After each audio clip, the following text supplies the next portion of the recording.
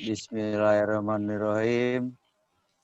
Assalamualaikum warahmatullahi wabarakatuh.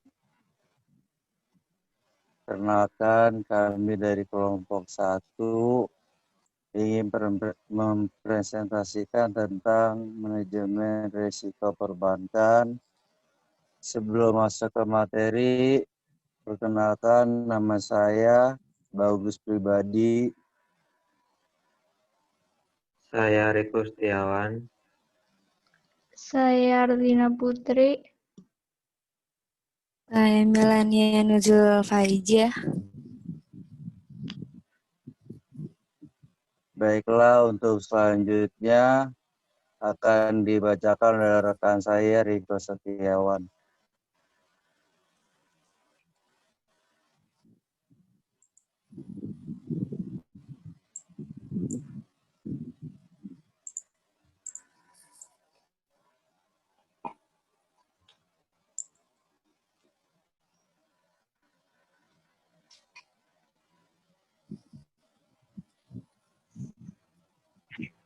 Manajemen risiko. Manajemen risiko merupakan desain prosedur serta implementasi prosedur untuk mengelola suatu risiko usaha.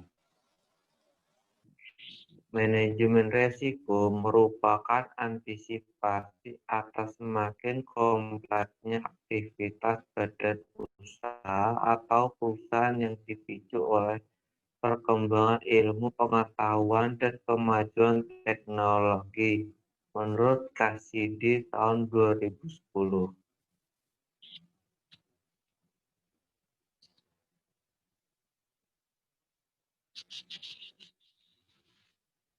Profil perusahaan PT Bank Mandiri Tbk merupakan perusahaan yang berbasis di Indonesia yang utamanya bergerak dalam sektor perbankan. Perusahaan ini beroperasi dengan nama Bank Mandiri. Produknya meliputi tabungan, giro, dan deposito. Perusahaan ini juga menawarkan beragam pinjam seperti KPR, pinjaman modal kerja, dan pinjaman investasi.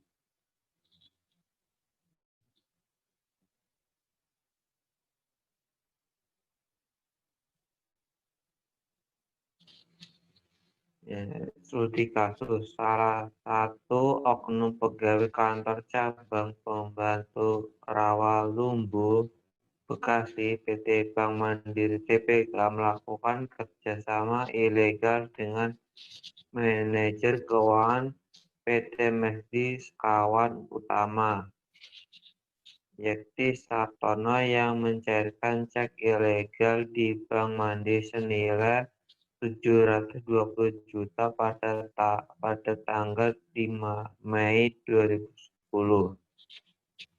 Pengambilan cek ini menyalahi prosedur perbankan karena otoritas cek ada 2 orang, yakni Anang Saifuddin dan Muhammad Fauzan, serta stempel perusahaan harus diterapkan.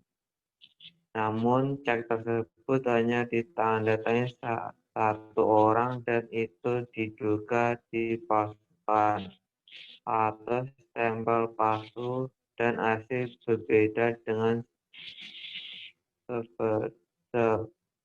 stempel yang ada di bank.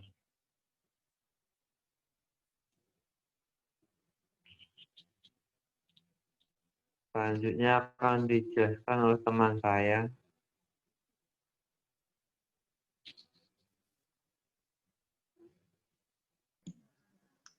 Selanjutnya yang pertama yaitu kita perlu mengidentifikasi resiko.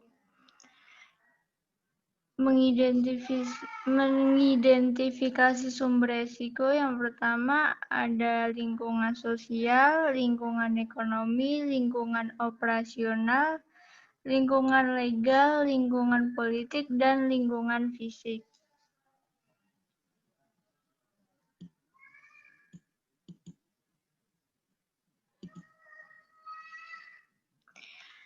Pada kasus Bank Mandiri di atas, sumber resiko berasal dari permasalahan sosial. Ada sekelompok orang yang melakukan pencurian sehingga menimbulkan kerugian besar terhadap Bank Mandiri, menurut Kasidi tahun 2010. Oknum yang terlibat dalam kasus pencairan cek secara ilegal ini secara langsung dapat dikatakan sebagai pihak yang bertanggung jawab atas kerugian bank. Risiko ini cenderung bisa lebih membahayakan daripada risiko fisik ataupun ekonomi. Karena risiko ini datangnya dari hati nurani seseorang atau sekelompok manusia, sehingga yang harus memperbaikinya adalah pihak tersebut. Kemudian, untuk faktor penyebab risiko, itu ada dua. Yang pertama, faktor bencana, dan yang kedua yaitu faktor bahaya. Faktor bencana seperti banjir, tanah longsor, gempa, gelombang laut tinggi yang merupakan contoh-contoh bencana yang secara langsung dapat menimbulkan kerugian.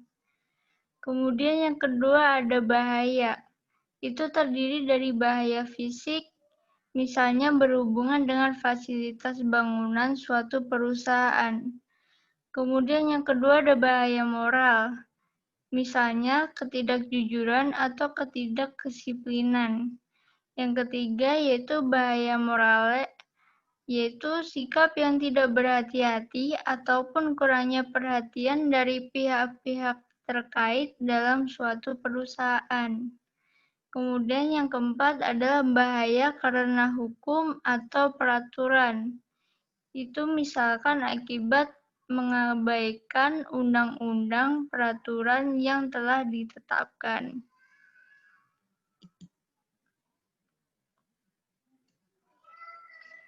Selanjutnya akan dibaca oleh teman saya.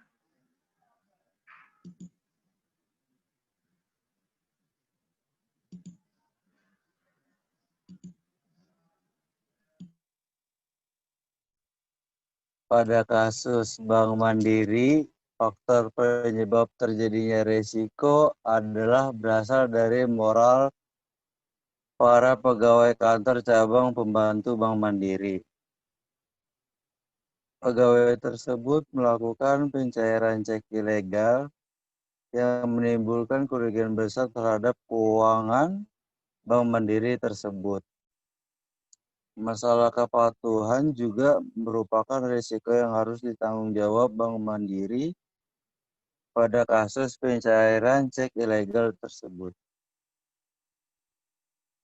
Pegawai seharusnya menjadi pihak yang taat dan patuh terhadap peraturan perusahaan dan menjunjung tinggi integritas dan nama baik perusahaan, bukan dengan melanggar peraturan yang telah ditetapkan oleh perusahaan itu.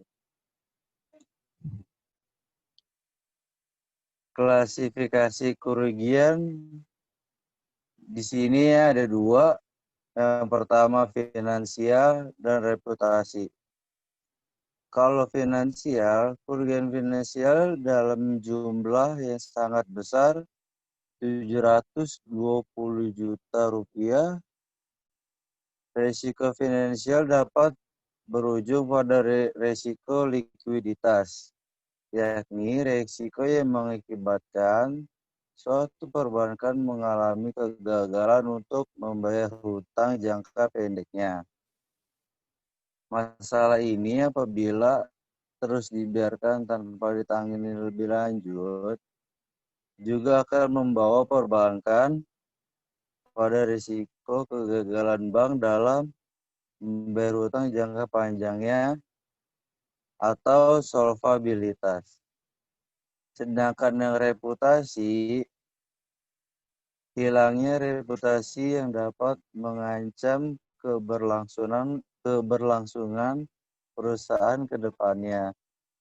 Tidak dapat dipungkiri, akibat adanya pencairan ilegal akan mampu menimbulkan ketidakpercayaan masyarakat atau social distrust dari para nasabah tersebut, sistem manajemen dan sekuritas finansial bank tersebut.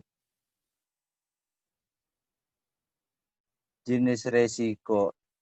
Jenis resiko ada dua. Yang pertama ada non-sistematis dan yang kedua adalah sistematis. Yang non-sistematis adalah yakni resiko yang dapat dihilangkan atau dikurangi melalui suatu diversifikasi atau tindakan pencegahan dan penanggulangan risiko. Sedangkan yang sistematis, risiko yang tidak dapat dihilangkan atau dikurangi melalui diversifikasi. Selanjutnya akan dibacakan oleh rekan saya, Gilania.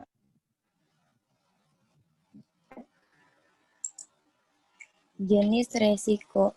Selain itu, KASIDI tahun 2010 membagi jenis resiko menjadi dua, yakni yang pertama, resiko spekulatif, yakni resiko yang mengandung dua kemungkinan baik menguntungkan maupun kerugian. Contohnya yaitu perjudian, pembelian saham atau valuta asing. Yang kedua, resiko murni, yakni resiko yang hanya mengandung satu kemungkinan, yakni kemungkinan rugi saja. Contohnya banjir, gempa, gunung meletus, dan lain-lain. Bank Mandiri dalam hal ini dapat digolongkan ke dalam kategori resiko non-sistematis serta resiko spekulatif. Artinya, Bank Mandiri masih dapat dicegah di kemudian hari untuk menghindari peristiwa yang sama. Misalnya, seperti yang telah diterapkan Bank Mandiri selama ini dengan membuat laporan profil risiko atau LPR yang menggambarkan penilaian terhadap risiko komposit bank atau risiko yang dipandang dari sudut pandang bank dan unit bisnis terkait. Sementara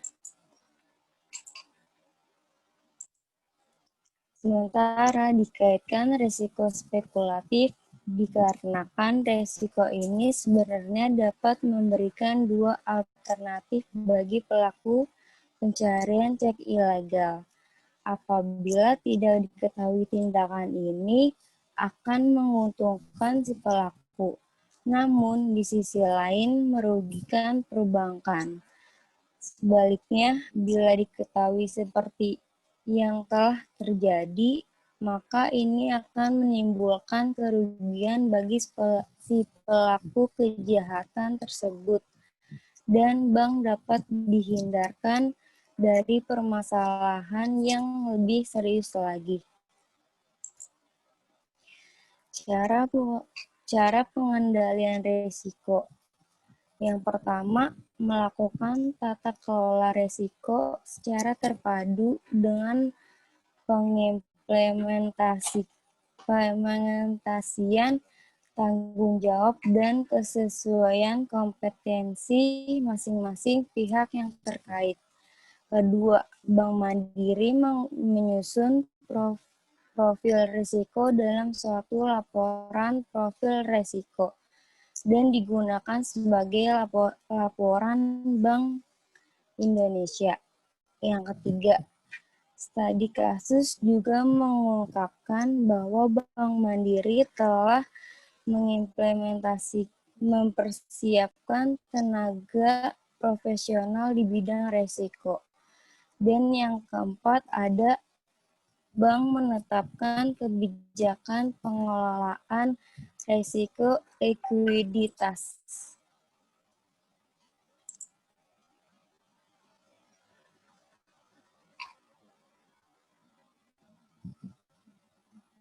Dan yang terakhir ada kesimpulan yang dapat dijelaskan oleh Riko.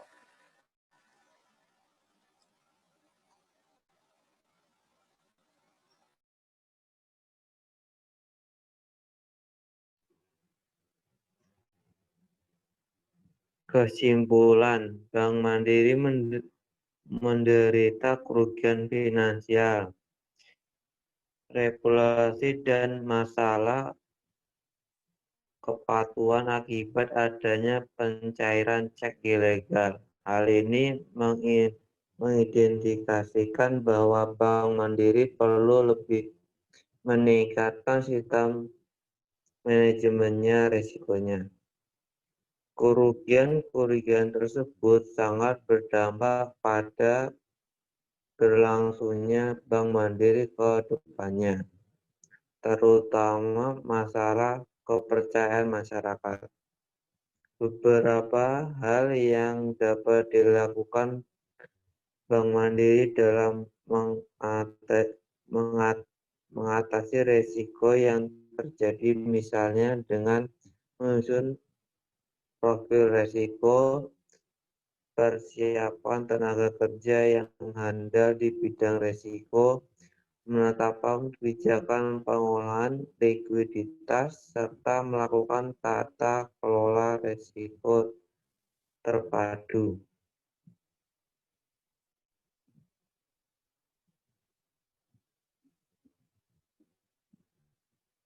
Sekian, terima kasih presentasi dari kelompok kami.